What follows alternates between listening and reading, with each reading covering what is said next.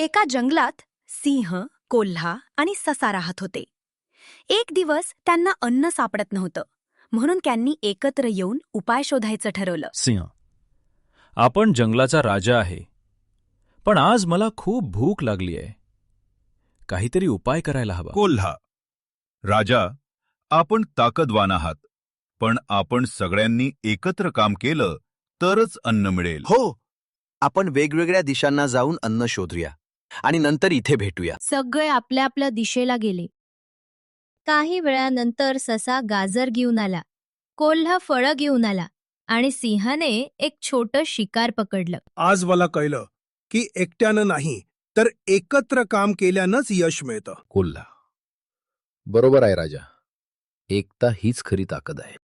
आणि आपल्याला एकमेकांची मदत करायला हवी. त्या दिवसापासून ते तिघे नेहमी एकत्र काम करू लागले. शिकवण: एकतेत ताकद असते.